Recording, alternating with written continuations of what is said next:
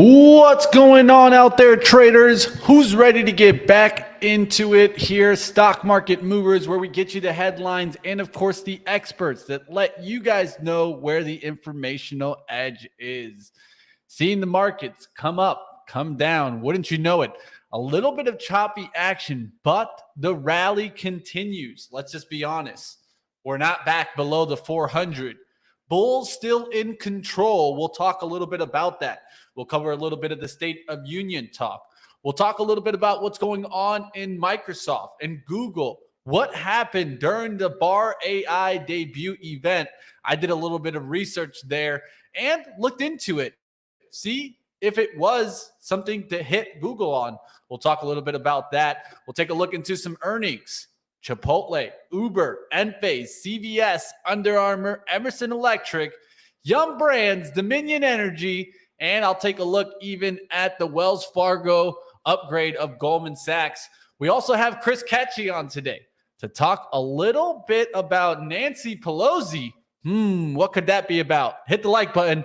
Let's get it started. Stock Market Movers. I'm your host, Money Mitch. There are 3 ways to make a living in this business. Be first, be smarter, or cheat. I can't help you cheat, but I can give you the informational edge to help you succeed in the markets. Welcome to Stock Market Movers. All the market moving headlines and expert opinions every day. They say money is the oxygen of capitalism, and I want to breathe more than any man alive.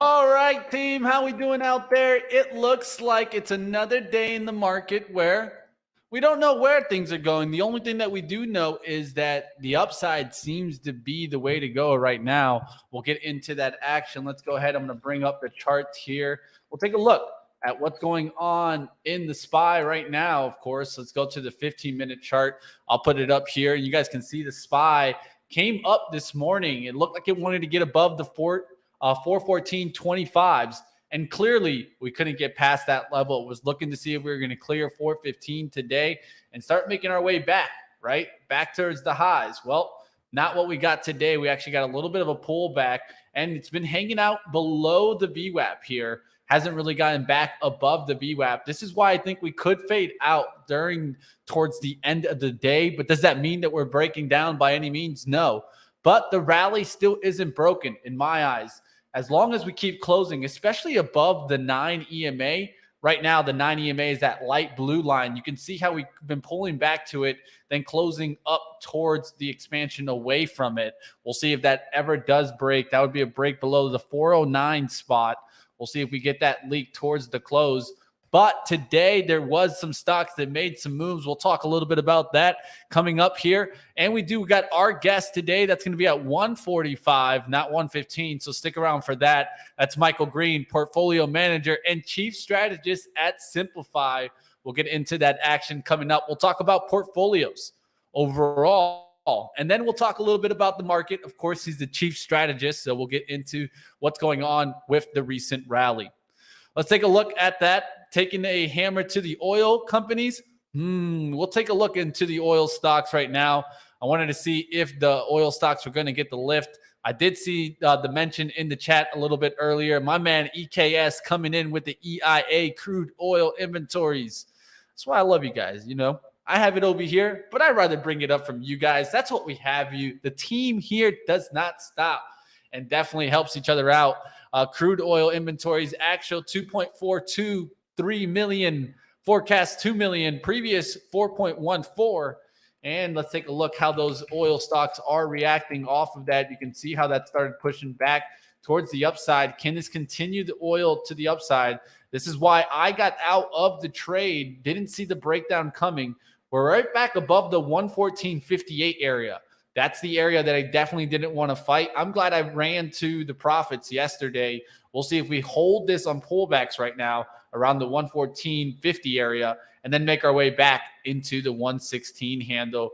Right now, it's kind of going sideways, trying to work its way back from that 114.50. Can it start pushing towards the 115, then close towards 116? Wouldn't be looking bad there in oil plays, right?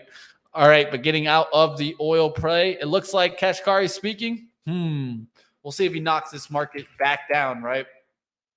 I know that it's been kind of trying to get back above the VWAP. Now we're starting to make a little bit of a move back up above. So just be careful out there, team. You could start seeing a little bit of a push back to the upside. We'll get into some action. Let's go to, of course, Microsoft and Google, how those have been performing as of late. Of course, we heard a lot of mentions from Microsoft on AI, right? And then you guys saw yesterday Bing being mentioned a lot, launching its new version of Bing search engine and Edge internet browser enhanced with artificial intelligence. Microsoft continuing the lift, but didn't get that big push today. Just kind of going sideways right now. We'll look to see if it cracks down through the 269. But Google, that one definitely took a hit right before the open too. And what happened here? Let's talk a little bit about that. So Google definitely taking a hit during its debut of Bard AI event, right? And so what happened here? Well, I went ahead and got you guys a picture on this specifically. So let me just go ahead and add it here so that you guys can go ahead and see what happened there. Here it is. Ooh, let me try to get that for you guys. Just give me one quick second. Wanted to kind of bring this up here. So I'm just going to go ahead and just present this here. Come on. There we go. Now I should have it here. My bad about that, guys. Just had to make sure that it uploaded here correctly. For some reason, it had a weird file. All right, so what happened in the Google situation? So during the event, right, what they did was they gave in an animated GIF, right? It was showing how Bard worked. It was saying user types, and this came from our source that I grabbed it from. That's going to be Telegraph. So this is what they're saying happened. So they're saying that GIF stated a search query. What new discoveries from the James Webb Space Telescope can I tell my 9-year-old about? Well, NASA's telescope was made operational in December 2021 and has recently seen certain things, right? It's taken some pictures. It's taken some things. Now, where the things got a little bit fishy were that last line there, where it said that the JWST, the James Webb Space Telescope, took the very first pictures of a planet outside of our telescope. That's where it gets a little bit interesting there. How could they have come up with this situation where it could have gotten it wrong, right? Well, a lot of that, you need to kind of pay attention, right? You need to kind of catch what's going on.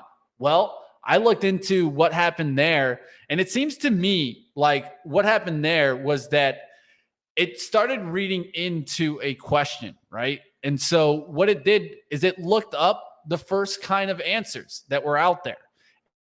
And I did my own research on Google about this to try to find out what really happened underneath the hood. And let's do this. I can even do this live for us, right? I mean, let's go ahead. Let's do it. Let's exoplanet, right? And so I looked up exoplanet and I looked up the first, right? First exoplanet, right?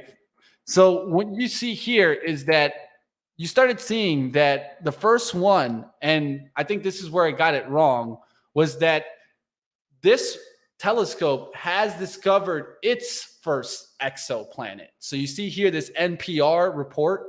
This is the one that I think it got it wrong with. It quickly ran into some headlines, and this is how the algos can get it wrong too. So NASA's Webb telescope had discovered its first exoplanet, but it wasn't the first exoplanet, right? The first exoplanet was discovered in 2004 by the Very Large Telescope Array in Chile, and that was the first exoskeleton. So that was in 2005, just to actually put the actual timing correct there. And so that just shows me what's going on with these AIs, right? Are they making errors, right? Will this be the solution, right? Did Google really get it wrong here? Is their AI making mistakes? Well, all types of questions that are going to be coming out of here. And I'm sure we're going to get a lot of coders to kind of test these AIs, see how far they can push them, and see if they can start getting the wrong answer, right? That's what I've been seeing by a lot of mentions out there by AI. They've been trying to trick chat GPT to say the wrong answer. Well, it looks like Bard might have given us incorrect information. I think it was kind of wrong in what it said. I don't think it really necessarily got it wrong, but I mean, if it's saying it's the first pictures of planet outside of our own solar system, I think it pushed it a little bit too far on the knowledge there. Would love to hear what you guys had to think about that AI situation, if they got it wrong or not. You guys let me know. Is that getting it wrong, or is that just kind of mixed information? We'll find out. But Google definitely taking a major hit on that news. I mean, it's down about 6-7%, right? We're going to see what happens to there. Right now, it's about 7.6%, 2.74 from the open. And overall, we're seeing a beating on some of these names. And this was supposed to be a good thing for Google. This was supposed to keep the lift going. Well, instead, it starts looking like a little bit of a turnaround from the major move. Now, the only thing is, will it get back above the 100, right? Can it catch the dip buyers? That's something to keep in mind.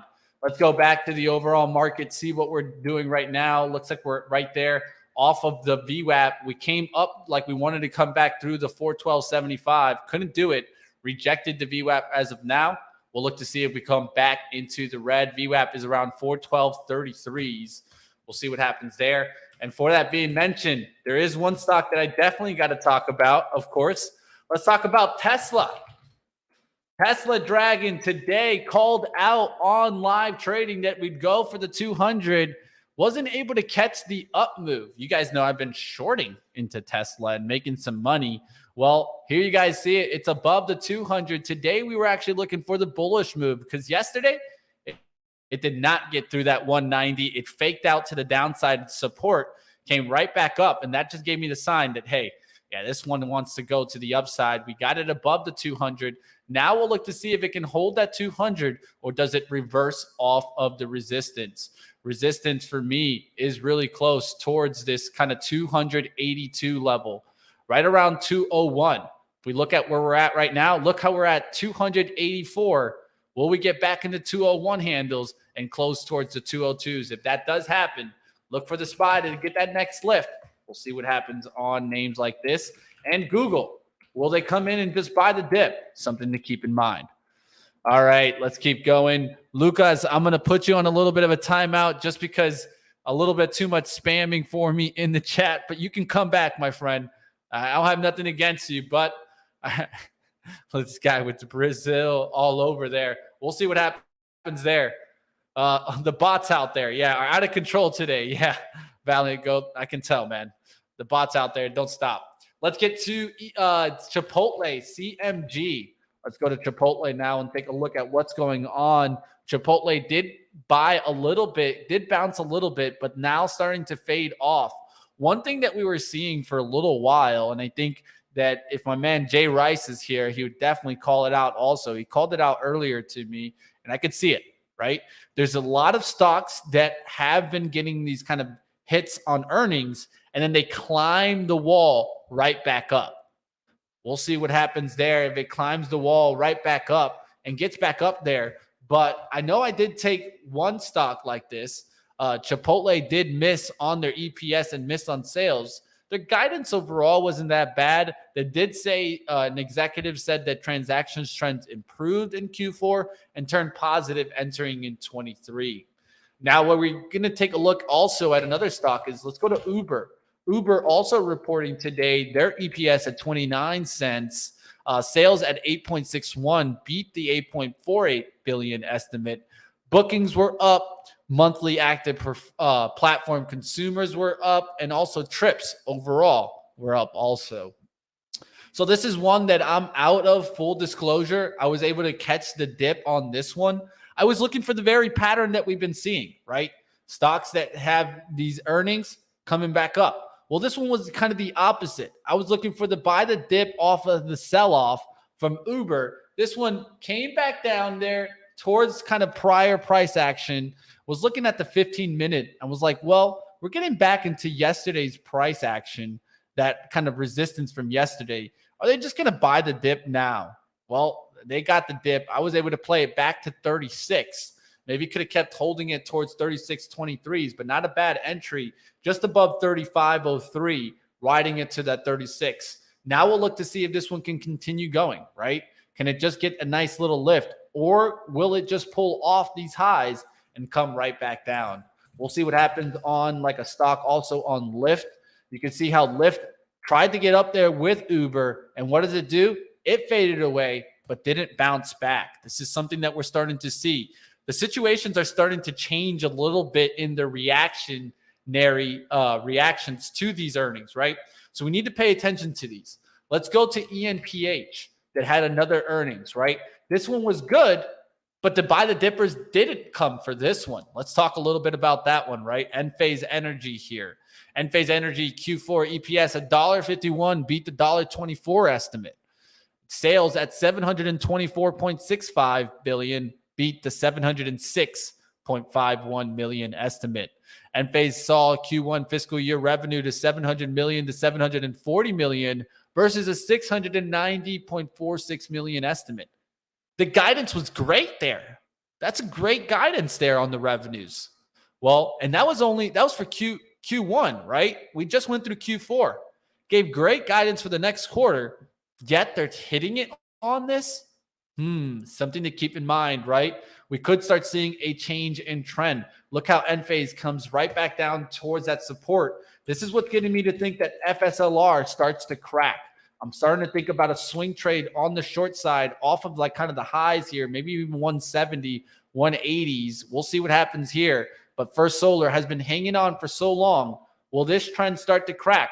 Remember, this was a stock that was in kind of June, July area, back down at $70.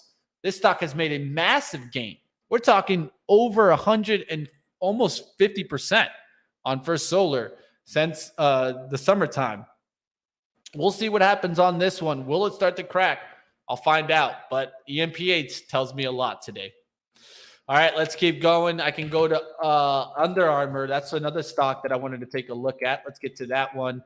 This one also actually had some decent earnings. If you look at Under Armour today, and Under Armour turning back around also. Under Armour EPS 16 cents, beat the 9-cent estimate. Sales at $1.58 billion, beat the $1.55 billion estimate. Under Armour raised fiscal EPS outlook and also reiterated growth outlooks. Well, look what happened. Got the pop, and if anything, got sold into the market. This is where things are starting to turn around on these earnings reports. And now, will we start seeing the leak in the market? Something to keep our eyes out, right? But if these big stocks can continue getting the lift, that's what's going to keep us up. I'm really keeping an eye on Apple today because it is weak. Will this start coming back on the day, or will it start taking a hit back through the 150? We'll see what happens on stocks like Under Armour and these earning stocks. They have been really confusing as of late. I can tell you right now, there's very rare seasons where if you knew the earnings, you knew exactly the report, could you trade the direction that the stock would move? Well, in this earnings report, it would be very difficult because some were a miss and went up. Some were a beat and came down. Very difficult trading during earnings season. That's why you always got to be careful with earnings. All right, getting out of the Under Armour talk, like always, one of the things that I want to do to you guys is bring up some new stories, right? Some new trades that we can be looking at. Well, I thought for a long time that this would be something that maybe there isn't an edge. But then I saw the trades happen consistently. And what do I mean on that? Well, let me go ahead and bring on my friend Chris Ketchy to talk a little bit about that. We talked a little bit about this yesterday, how the Subverse Capital has launched 2 new ETFs, and they're starting to trade, team. The Nancy Pelosi ETF. And I'm thinking this was for, our man Cruz.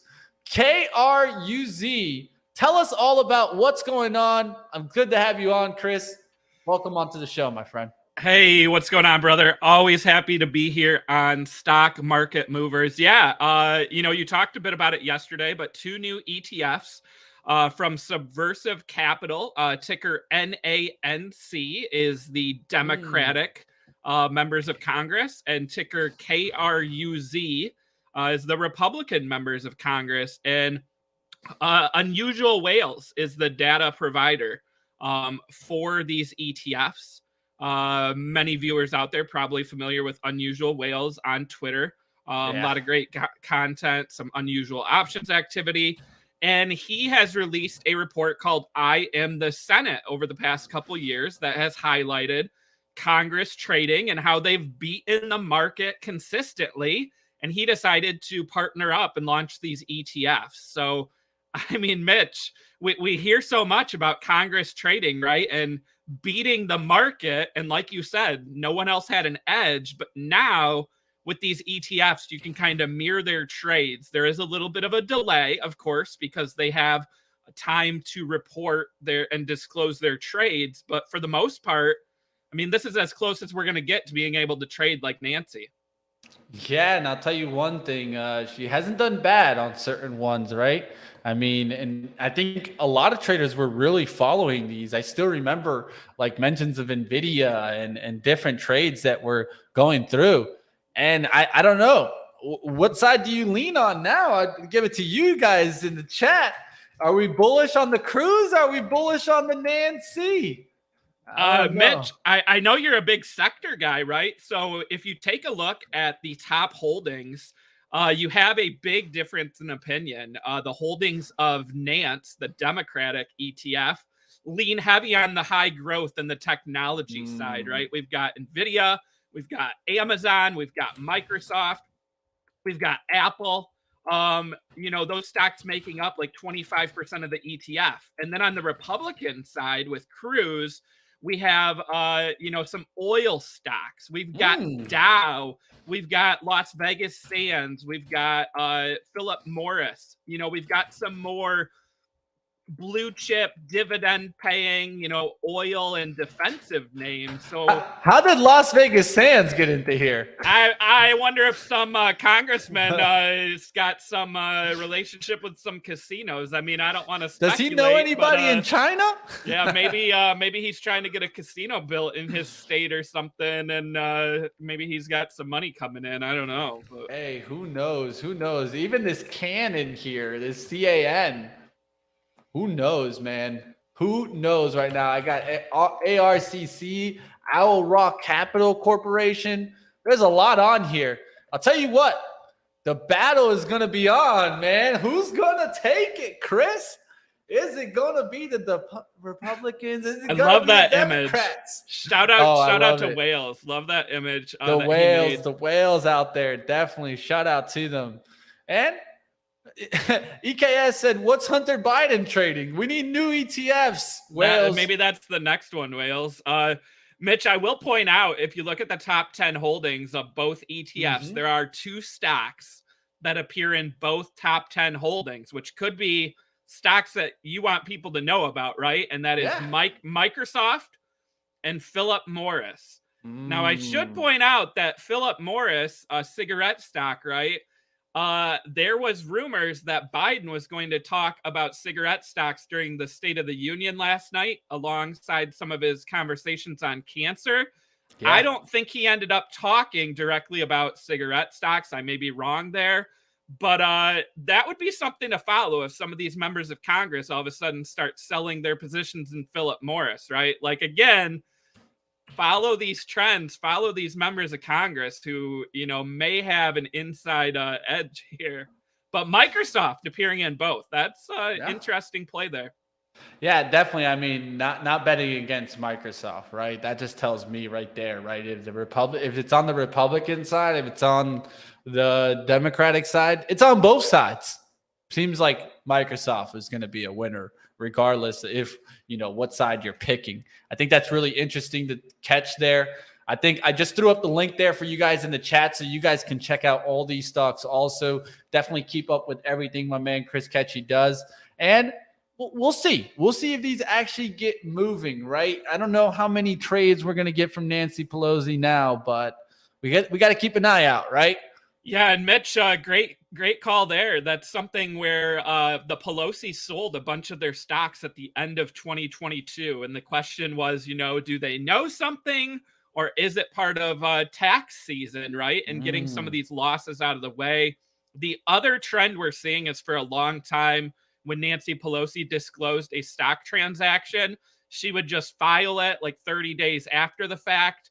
Now she's filing them, and in the notes section, it'll say lost X amount of money on her losing trades, but won't say anything on the winning trades. So it's almost like she's trying to like say, hey, I lose money sometimes too, since she is under the microscope, as someone in the chat pointed out. That's the other item to watch, Mitch, is there is legislation brought forth to Congress to ban members and their spouses from trading, which obviously would kind of null and void these ETFs.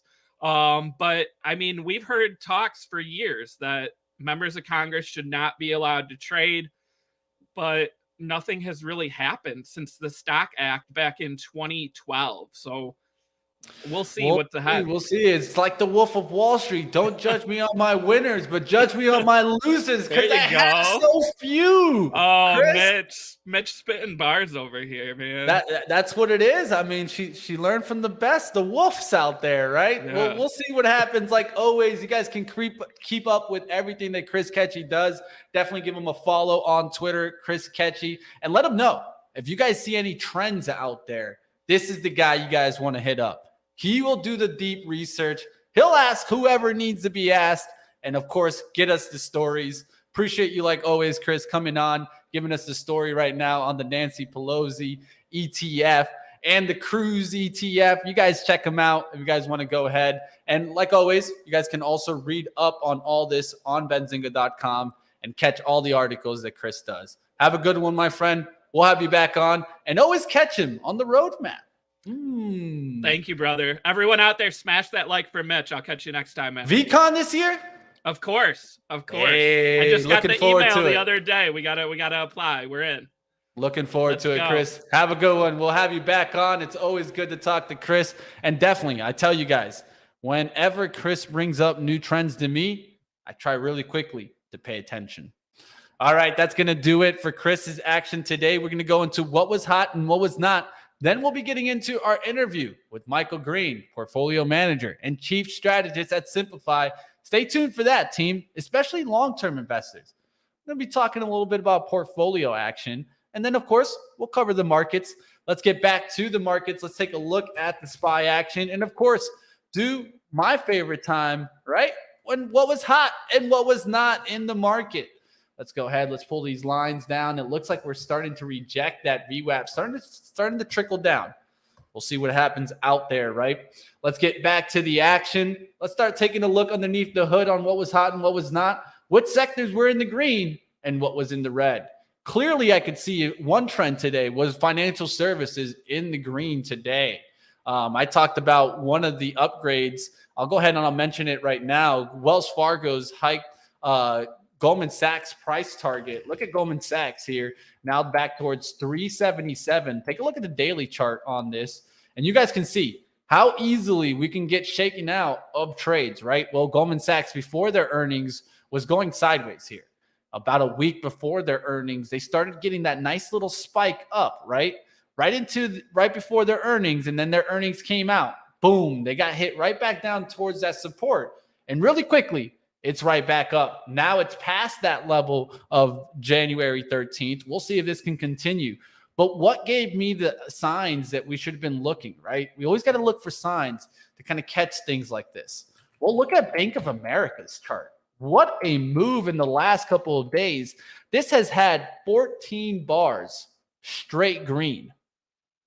Something to catch, right? I think that a lot of traders missed this move. We were looking at it as we saw some of these banks pull back, and JPM not get weak, right? JPM just staying strong, now up there towards 143. And for a long time, we were asking ourselves, why are the banks not going down? If we're looking at recessionary times, shouldn't the banks be coming down? Well, I think this gave us a big sign also to always keep in mind the banks could be telling us something here. And we'll see if it can continue through that 150. but not a bad level. Remember, on their earnings, they got a spike towards 143.49. We can just round that, maybe 143.50. We're right back towards that level, right? 143.40s right now. We'll see if JPM can continue and these banks continue to lift. Morgan Stanley's another one that I expected when it got that little pullback to come right back up. We'll see if it finally gets through 100. It's right above 99.26. We've had a couple of highs. We even got a high that went through that 100 on Thursday the 2nd. So we'll look to see if we get back through that 100 price point. Now, what's in the red? We'll start getting into energy. This isn't too much into the red. Let's take a look at XOM overall. You guys can take a look on the 15-minute. You can see us starting to come back. Did pull back. Didn't really just break down. I'm going to keep watching on XOM. If you guys know, I did do a little bit of a swing short on this. Was able to take some profits in the 110. We're going to look to see when we crack back below the 110 next time to try to take it back towards the 105. If not, it could easily just push higher. Keep holding this 114.50 area, create a base there, and push through the 120. We'll see what happens there on ExxonMobil. I think a lot of that's going to depend on oil prices. Will we get back in the 60s? Will we get back into 80s? Something to keep in mind. All right, what got hit the most today? Utilities continues on kind of this downtrend, starting to turn around, really giving you that kind of wide turn effect. We'll see what happens on names like Duke, right? And NextEra Energy. They started to come down. Excel Energy. These look like they're starting to break down. But, of course, we'll see what happens here in utilities. They're always not the sexiest bunch, right? At the end of the day. Technology, though, down today. That's interesting to catch as we've been seeing this so strong as of late, right? January effect really lasted even into February. I mean, it's February 8th. Is this the February effect? Well, some are definitely calling it kind of the FOMO, new bull market. We'll talk a little bit about that coming up, but definitely technology has been really strong as of late. But then again, when you have Google down 8%, when you have Apple down 2%, right? Even Microsoft was in the green, but in the red from the open, right? This is not going to help. Another one that I saw really weak today that looks like an opportunity is Meta. Why does it look like an opportunity? It just seems to me like if we want to get this little gap fill right back down. I drew this a while back. It's not like this is the first time I've drawn this. I've been looking at this to see if we're going to fill back down. We'll see what happens. Support right underneath it. Will it come back up through the 196 or will it just start cracking down? Meta was really weak earlier. Went to the VWAP, rejected that move above. We'll look to see if it fades back to 182 for the closing action. All right. I did see TSM up, but not too much there, right? We'll see what happens on a stock like even NVIDIA. Has been really strong, right? Will this just pull back here towards like kind of the 200 price point? We'll see what happens on NVIDIA. It's been pushing back. I mean, climbing the wall of worry for sure. 224s when this stock got down there towards around like the 112 area. It's been a big move there for NVIDIA. All right, let's get back to the action. You guys can see also consumer cyclical in the red today also. This is about the, really starting to see the little bit of a pullback in these consumer cyclical names. Of course, these are the high beta names a lot of the times and going to get that lift. Tesla's been helping this push, right? We'll see if this can continue to push higher than that 202 and then keep the lift up here. But some of these names really turning around. Let's get towards what was in the red today. Apparel manufacturing showing up clearly here. So some names like, of course, we talked about Under Armour. Look how this is continuing to let go there. And if that let goes, look at the other ones. They're definitely taking a hit. Look at this Capri Holdings, now down 27%. Ralph Lauren getting hit. Levi's getting hit. A lot of these apparel names taking a big beating today. Also, department stores looks like they're taking a hit too. Even Dillard's coming down a little bit today. Macy's down big, 6.97%. That's not something that you want to be seeing there. So these stocks definitely taking a hit. Remember that spike on Nordstrom? Oh, what an opportunity that was for a gap down fill. Looks like we're almost to that fill. We'll look to see if we fill in there, get back there towards the high on Thursday. And I remember that was the Cohen pump. We'll see if it comes right back down to that gap. And I don't know, man. Well, that Nordstrom one, that was a good opportunity. All right, let's keep going. We'll take a look. Real estate also down on the day. It's not an area that I'd be really concerned about. Basic materials is kind of more something to watch. We'll see what happens. I think coal is really starting to break. I think that's something to keep in mind.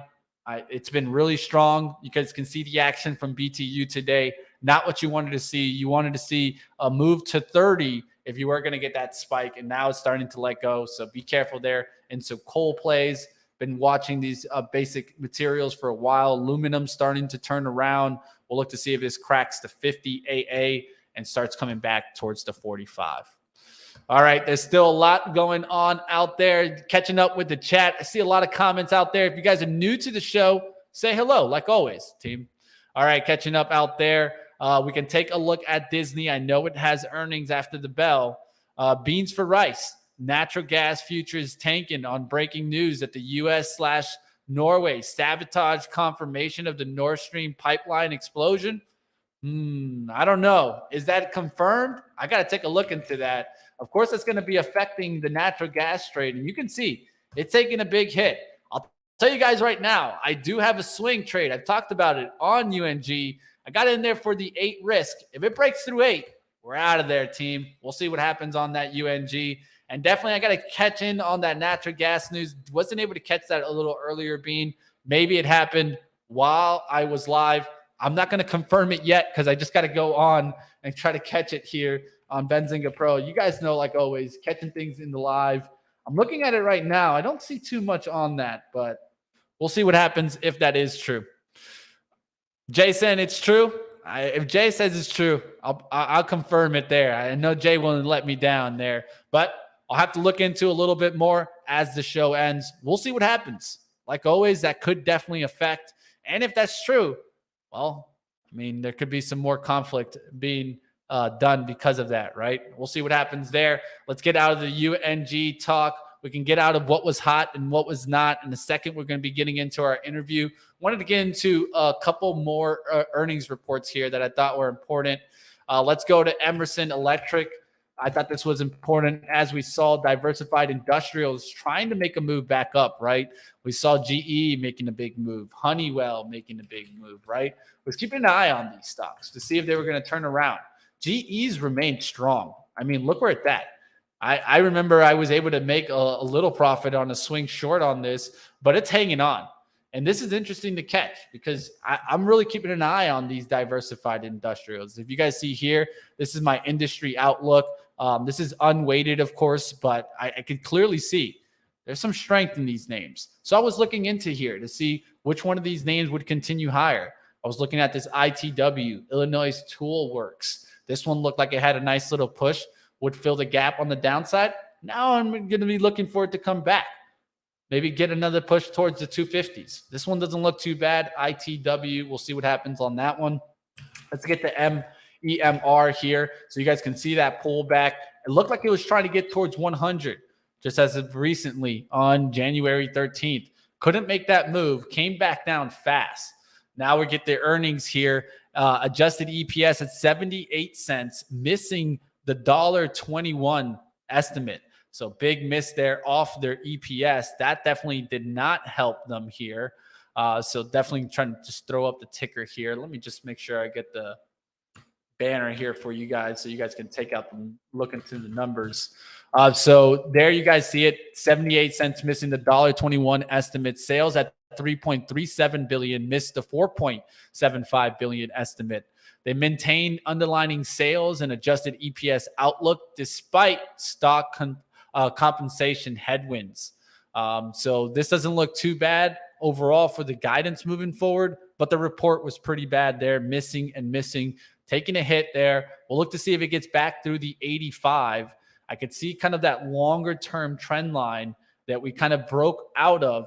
Will we be able to recover that, get back into the 90? I'll be watching to see if we can get back into 90, 91. But for right now, it looks like it's starting to pull back. I'm not going to get in front of it and try to catch the falling knife. But if it can come back through 90s, looking like it wants to come back towards 100, we can look to see if we can catch this. But like always, it's been tough reading, especially off of earnings reports. Last one that we can talk about, Dominion Energy. Let's go to Dominion Energy. This has been getting hit hard. Hasn't bounced with the utilities at all. and continuing down. Let's give their outlook here. Q4 EPS was at $1.06, beat the $1.04 estimate, but sales at $4.91 billion. They did also beat on $4.21 billion estimate there. But we got to keep watch because the EPS outlook doesn't look great at all. EPS outlook here on Dominion Energy was 97 cents to $1.12 on the high end. $1.20 is the estimate. So this one looks like it's going to continue down and just leading kind of the turnaround that we've seen in some of these utility names. And I think you could see some other utilities also cracked. I talked about Duke early in the year. Remember why I got stopped out 105, but was looking for the move back down through 100. We're right now at 99. Will we make this move back to 90? We'll see what happens on names like this. Another one, Southern Company. You can see how they're just all looking kind of like more bearish on the tape. We'll look to see if they're able to bounce back. XLU is another way, of course, to just look at this with the spiders, right? You guys can see how we got the little bounce there. Now we're looking like we're starting to dip right back down. We'll see what happens on the utility names. All right, team, that's going to do it for at least the action in what was hot and what was not. All the headlines. Now I do want to get into our interview. Like always, team, you guys can let me know if you guys see anything called out in the chat.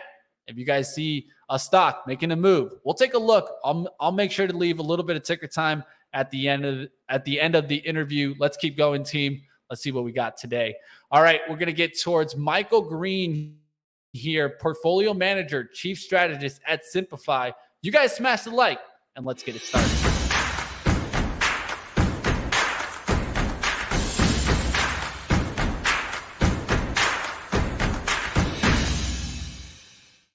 All right, Michael Green, how we doing today? It's good to have you on the show.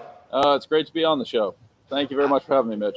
Of course, it's good to have you on. First, I want to just give at least an overview for our audience out there, what Simplify does. Can you just tell us a little bit about what you guys do? Sure. So Simplify is an ETF firm. We launched in September of 2020 to take advantage of some regulatory changes that made it easier to include derivative strategies and more hedge fund-like strategies within ETFs. That previously was quite difficult to do, with two rule changes, one called the ETF rule, very original, and the second one called the derivative rule. A lot of the rules changed, made it a lot easier to create products that offer different return profiles for investors. Love it. So just let's keep it simple, right? What are some of the common issues that we run into when creating stock portfolios? So a lot of the portfolios that people are dealing with, particularly on the retail side, will give us very simple exposure. For example, the S&P 500. That can be a great exposure for many participants, although those of you who pay attention to me know my general concern around things like indexing. One way you could modify that, for example, is to try to recreate the S&P 500 with lower risk characteristics. So, for example, we have strategies that use costless collars to continue to manage exposure, limiting downside, and accepting on the other side of that some reduced trade-off on the top side as well. So limiting your up move in any one given month or quarter, protecting the downside in the position. But that would be just one example of the type of thing that we do. Love it. Now, how do you approach creating a financial plan for clients? Is this kind of more trying to build up portfolios with different ETFs? How do you guys approach it? So we actually are not trying to create portfolios for clients because we're not a registered investment advisor, but we do work with investment advisors to identify where there's gaps in the portfolios, or in particular where there's opportunities for us to really improve the product offerings that are already out there. So one thing that became very clear to people, for example, in 2022, was that the traditional portfolio that was simply composed of equities and bonds had shortfalls that could not have been, that they might not have previously identified. As we go into 2023, there's a lot of interest in people exploring alternate sources of income, whether that's in a vol harvesting strategy where we have ETFs that are designed to capture that, or that's in commodities or trend following, managed futures, etc. Those are all areas that we are trying to bring products into the market that offer investors exposure that can give them better protection, better characteristics in the portfolio overall. And we're working with RIAs to identify the opportunities that are not currently being met in the market, or where we think we can offer a technically better solution. Awesome. Let's get into a little bit more about the markets now. Of course, how do you feel about the recent rally? Do you feel we're in a new bull market, Michael? No, I really don't, unfortunately. I know that is an increasingly unpopular view, and that the price action would suggest that something profound is actually happening. But unfortunately, what I think we're experiencing, and this is the outgrowth of some of the other work, and again, people are welcome to look me up on Twitter or elsewhere. Twitter, I can be found at ProfPlum99. If you Google my name, anywhere in the YouTube universe, you'll find any number of conversations that I have around the dynamics of passive strategies and how they're changing market behavior. The biggest thing that we're seeing evidence of what's called inelasticity. In other words, huge changes in price for relatively small changes in supply and demand. And so many of the stocks that you're highlighting, you are hitting on, for example, very appropriately, utility stocks being sold off, while many of the high flyers from, say, 2021, et cetera, have rebounded super sharply, right? Tesla up 80%, Meta bouncing off of last year's lows. We just think about what's actually happening under those conditions. You had people who had signed up for what they thought was a one-way trade to zero, right? This is the easiest thing in the world. Let's just bet against the Cathie Woods, et cetera, of the world, right? As the market tried to rebalance, and we actually have, interestingly enough, seen this type of behavior in the past, as investors looked at 2023 and said, well, I'd chosen to construct a portfolio going into 2022 that had certain characteristics. Now, Tesla is down 75% or 70%. Maybe I should add a little bit more back in, given what I'd seen before there, right? When they put that money back to work, players like Vanguard or BlackRock in the passive space, they're not willing to react to that increased demand and higher prices by providing liquidity to the market. So prices rise. Shorts who are getting caught offside, they have to go in and buy. And then on top of all of that, you have the omnipresent dynamics of very thin market liquidity against what I would consider to be an overemphasis on short-dated options that's driving all sorts of crazy behavior. Yeah, the volatility out there is definitely wicked, and it seems like the rotation's really coming from the growth names. Do you expect this to continue, or should we be looking at maybe the pullbacks that we're getting in value names? So I would actually suggest that neither of those matter nearly as much as everyone thinks. The value factor now is so deeply confused with the energy cycle that really you're placing a bet in crude oil at that point. You highlighted banks, for example. This is a really interesting area where many of the leading banks, the JP Morgans, et cetera, of the world, are further building effectively daylight between themselves and their smaller competitors. The increase in interest rates that we've seen is causing more and more money to flow out of the smaller banks, particularly on the retail side. They're losing their deposit base as that money is transitioning into money market funds, et cetera. The very large banks, the JP Morgans, et cetera, of the world, they don't face that same pressure, right? If you're a corporation and you're looking at, do I hold cash in my corporate account? You immediately gravitate to the large, safe JP Morgans, Wells Fargos, et cetera, of the world.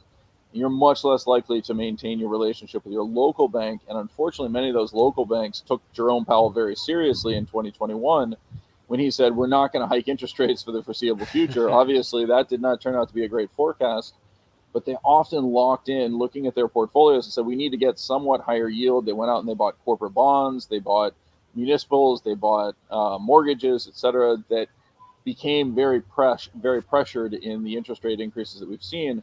And now they're basically trapped. They have portfolios that don't offer adequate return to raise their deposit rates and compete for those deposits with the money market funds that are just benefiting from buying short-dated treasuries, et cetera. Now, of course, I'm sure you've seen it. We've all heard of it, the new buzzword, AI, right? It seems like it's taken over, right? Last year it could have been the metaverse, maybe the year before that NFTs, but it seems like we have the new one. Do you see some ways to capitalize on this opportunity out there? Oh, I think there's incredible opportunities. In fact, I'm actually an AI. No, I've been talking to Michael Bot Green. There you go. No, I mean, there's a lot of ways that you've already hit on. You hit on NVIDIA, for example. So most of these are running on large processing units tied to GPUs, et cetera. That clearly is an area where it is reawoken interest. Semis have been very strong, et cetera. For me, it feels like parts of this are very much ahead. And like most innovative and interesting technologies, we probably are failing to appreciate the real potential for these products. And so, really simple example I'll give. one of my kids had reached out for help in terms of writing a paper, and I suggested to him, why don't you go to ChatGPT, right? And see what happens if you try to write the paper on ChatGPT. Yeah. 4-page paper written within 6 minutes, fully outlined, proofread, edited, etc. The point is not whether they should be cheating in school, right? And I don't actually think of that as cheating in school, because they're learning how to use a new and innovative technology. And candidly, I'd prefer their teachers to actually be encouraging them to do that once they've developed some of the basic skills. But the more important component is a lot of the jobs that we haven't been able to automate are now actually facing the pressure on automation. I would suggest that a lot of the middle management roles that are being cut out of the large tech companies, you're going to see increasingly those roles replaced by people becoming much more productive. I have several programmers that work for me. They're telling me that their productivity gains from using things like ChatGPT for quickly developing at least rudimentary code, their productivity is up anywhere from 70 to 80%. They're moving much faster, doing much better stuff. They just don't need as many workers as we've seen before. And unfortunately, I think that's also complicating the underlying economic picture, because it just isn't, our systems are not set up for the loss of those middle management jobs, the programmers, etc. If you're losing your job at Google right now, you're probably making something close to $300,000 to $400,000 a year. One, you're not going to be able to easily replace those jobs, and two, in the state of California, the maximum unemployment benefit is $13,000 basically for somebody who loses their job. If you just were making $400,000, how quickly, and you're getting severance, how quickly you're going to rush out and apply for unemployment insurance? You're not. You don't care. Yeah. Right, at least not yet. No, definitely. I mean, this is all things to keep in mind, right? And especially as we're seeing companies want to cut costs. Right. Well, clearly an example there, right? And I think that one thing that we also need to keep in mind is, will we also see this kind of be more of the hype, right? Because it seemed to me like the metaverse came out. Everyone was mentioning metaverse. We started seeing stocks ripping through the roof. I mean, Facebook changed its name for all we know, right? And from that point, things started to come back down, and it was kind of more, and I hear mentioned that, the metaverse is coming, but it's coming 5 years, 10 years down the line. Is this the similar thing that we should expect with AI, or should we expect more applications to really come into, let's say, even this year? Well, so I think the metaverse is an interesting one, right? Because we basically occupied the metaverse in my analysis when we're doing things like we're doing right now, right? You and I are in a virtual studio having a conversation from across the United States. I'm in Florida. I'm guessing you're not, right? So when you have those types of conditions, you need to acknowledge that there absolutely have been incredible advances that we're all taking advantage of. On the flip side of that, the hype cycle basically tends to jump ahead of where the business model actually is, right? So is there a model for Zoom Professional, for example, or for StreamYard, or for other services that people might use? Absolutely. Is everybody going to sign up for that? No. Right. And likewise, if the excitement is I get to have virtual legs in the metaverse, well, man, I got legs right now. I don't really need them in the metaverse. So it seems like a fairly trivial invention at this point. Yeah. But I also just want to remind people that, David Letterman was making fun of Bill Gates for talking about broadcasting sports over the internet in 1996, saying, have you heard of radio? Have you heard of a tape recorder, et cetera, right? Yeah. These things tend to develop in ways that we haven't fully anticipated. So I actually think this one is coming faster. I was already citing productive applications in terms of my programmers, my kids trying to write papers, etc. Those become very tangible use cases. What's going to be most interesting to me is can we actually see it move beyond that? Is there something bigger and more important there as we move forward? Love it. Like, I always try to think of things, especially when we get new trends, right? The early adopters, right? It seems like we're getting that stage right now. Now the thing will be is, where do we get to majority, right? Where majority uses it. Same way I'm looking at it, AR, VR, right? When does the majority start using it? All things that we got to keep in mind. Appreciate you coming on today, Michael Green. I did want to throw in the chat there. You guys can check out all the Simplify ETFs. There's some in there that kind of include some of these names too.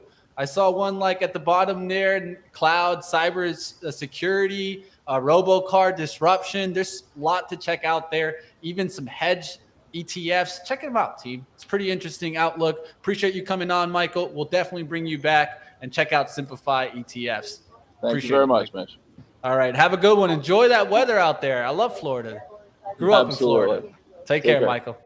All right. That's going to do it for our guest today. I hope you guys enjoyed talking about different outlooks and the famous AI right now, right? We'll see what happens with the stocks right now. I'm going to go ahead and bring my screen back up here to do a little wrap up of the market. Let's take a look at where the action is right now. SPY still battling, but we're starting to come back down, right? We got a little bit of a push right back down to the lows. We'll look to see if Tesla can hold the 200 today. That's a good outlook there for the bulls to keep watching. Microsoft is leaking a little bit. Google, the one that got hit, right? Can that reclaim 100 today? We'll see what happens there. It's been battling, trying to come back since that kind of hit towards the 98.50s. We'll see what happens there. And Meta, one that I think is also important to watch, right? Will it come back down into that gap zone? Lows there around the 180.16. Let's see if we get a 180 crackdown. If that does happen, we'll see if that starts to break. Catching up with the chat. What's going on out there, team? How we doing? It's good to see you guys out there. Combining Elon's robot. Ooh, we'll see. I do want to get, I mean, if we could get some robots to do some simple stuff, I won't be mad about that. I don't think they need to do everything for me, but if they can do some simple stuff, maybe cut the lawn. Can we just get them to cut the lawn? I know there's the robotics out there right now that can. Let's get that a little cheaper. I need them to cut the lawn out there. I don't need to be doing it myself, but hey, it is what it is. We'll see what happens. Like always, appreciate you, Chris Ketchy. If you're out there listening, definitely thank you for jumping on the show, covering that article today. I'll throw it up again if you guys didn't check out the article for the Nancy Pelosi ETFs, throwing up that article. I'm wrapping up today. I'm going to take a look to see what happens in the markets. Like always, team, I'm battling right now to make us a new show. I know we don't have at the close right now, so always going to keep pushing forward, going to keep trying to give us new things. Tonight, Disney earnings call. We will have the earnings call. Well, you guys check it out. It's going to be at 4 p.m. Eastern, 4:30 p.m. Eastern. Don't miss that. That's going to be the Disney call. Can they continue growing their subscribers? How did their ad tier do? I'll tell you what. I got the ad tier, but only for 1 month, and I quickly canceled back on Disney Plus. So we'll look to see if Disney can get a little bit higher. Will they come in with subscribers? Find out. 4:30 p.m. Eastern, we'll have the call. And what happened to at the close? Well, Joe's continuing to do it on Pre-Market Prep, his channel. We don't have him no longer on the Benzinga for the at the close, but I'm working to bring you guys a swing trading show where we'll be looking at some swing trades from around 3 to 4 p.m. You guys let me know the feedback on that. And like always, catch us this weekend, Sunday, 4 p.m. Eastern. This time for Trading in the Zone, the book club. Don't miss that. I'll see you guys a little bit later today. Smash the like on the way out. Keep it going right here on Benzinga.